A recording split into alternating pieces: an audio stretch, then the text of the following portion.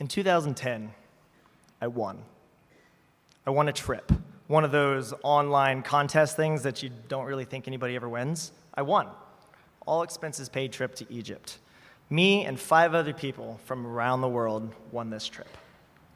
I was ecstatic. I was excited.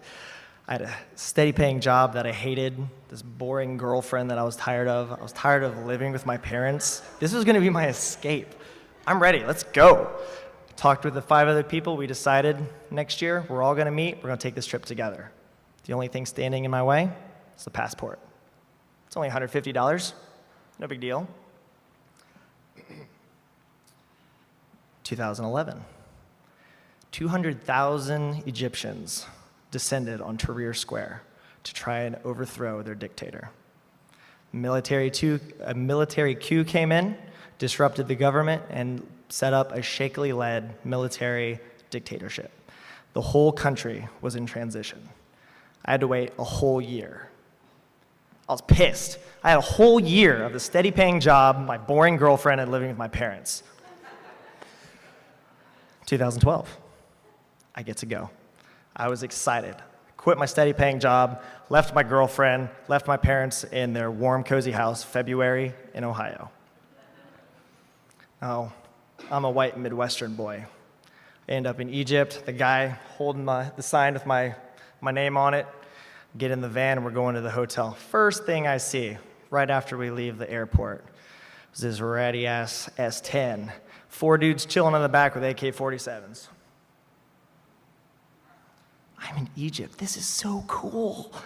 We get to the hotel, and it's Egypt in February. It's a little bit warmer than Midwest Ohio, right? So I'm ready to change into something more comfortable. Bellhop gets me to the hotel, or to my room, and he's just kind of standing there in the doorway, just watching me.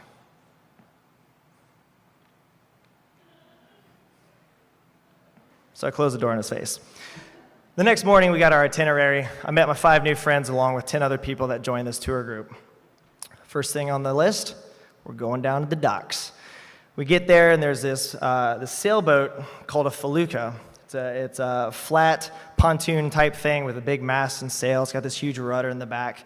And it's set up with these luxurious blankets and pillows and this wonderful food spread. There's like cucumbers and carrots. There's hummus.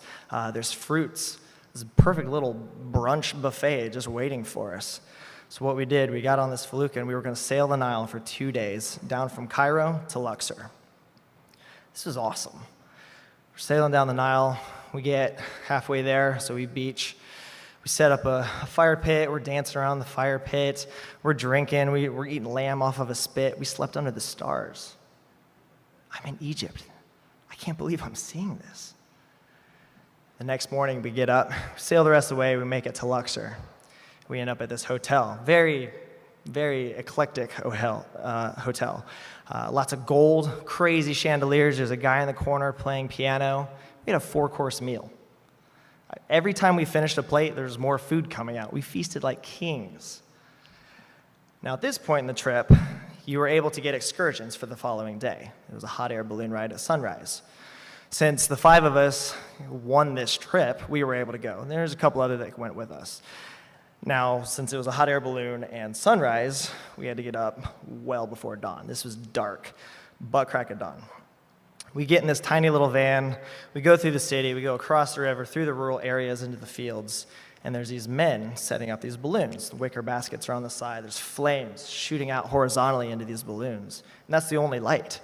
You can kind of see, that's a patched balloon. I think that one's got like the Egyptian flag maybe. That's a cool striped one. They're slowly getting bigger, and they're slowly getting bigger. The dark sky is starting to lighten up a little bit as dawn is approaching, and I am a nervous freaking wreck. I hate heights. I'm afraid of heights. Like, this isn't that tall, and I'm still like, ugh. So we're watching these balloons fill up in the wicker baskets. They're slowly tipping over. To the horizontal. They're ready. It's ready to board. Now, the funny thing about fear is that the symptoms are the same, whether it's actual dangerous situation or it's just totally irrational. You shake a little bit, your palms start to get sweaty, kind of like right now. So we get on this balloon, and we take off. We're going. And this whole time, the sky is getting lighter, the sky is getting lighter. You can start to see some color coming up this way. And I'm still freaking out. I'm in a hot air balloon in Egypt. Like, I can't believe this. And we're going up, and we hit a palm tree, and I'm like white-knuckled, right?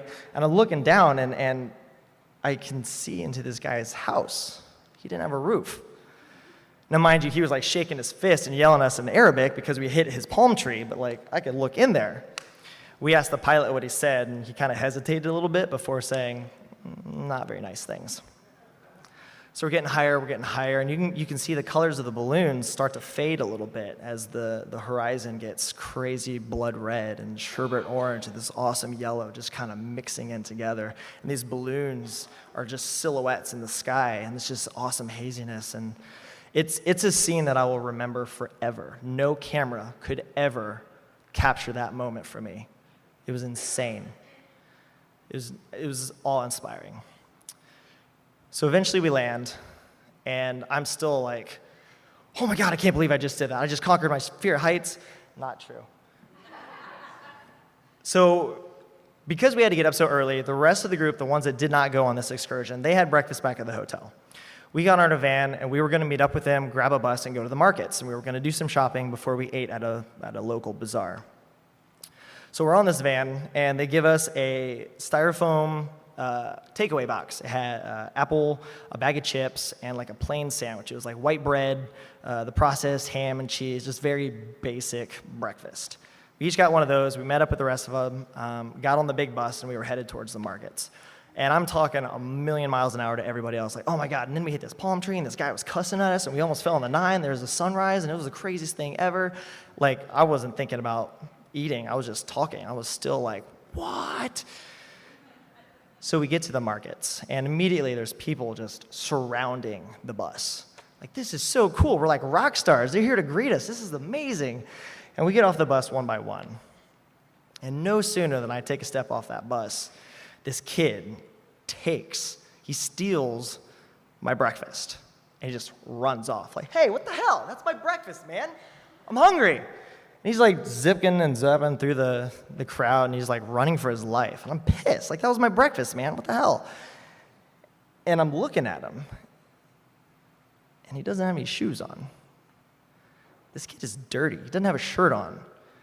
You think these jeans are bad? His shorts were tattered. They were barely hanging on. I could see his ribs from his back as he was running away. And my hunger turned to acid stomach immediately. I felt sick. He showed me everything I was looking past. This was my trip. I was escaping my steady job, my boring girlfriend, living with my parents. And I didn't even realize this was real life. Those dudes with the AK-47s, they're all over the city. That bellhop, he just wanted a tip. These people trying to greet us, they were begging. They wanted money for food. They wanted food. I'd seen dead horses in the canals. That haziness in the sunrise, that was from burning trash across the city. I've seen bullet holes in buildings. I was seeing in buildings. They didn't have any roofs. And I'm complaining about my life? Now today, whenever someone says, oh man, I'm starving, dude, no, you're not. Or when my roommate says, oh, I can't eat that, it's not organic. Bitch, please, really? And those of you who have like gone out to eat with me, if you don't finish your food, you know I'm gonna eat it. If you're not taking that shit home, hello, come on, don't waste it. I am privileged. We are privileged. And it took that little boy stealing my breakfast for me to see that. Now today, I have a steady paying job. I don't have a girlfriend, but I got a roof over my head and I'm not starving.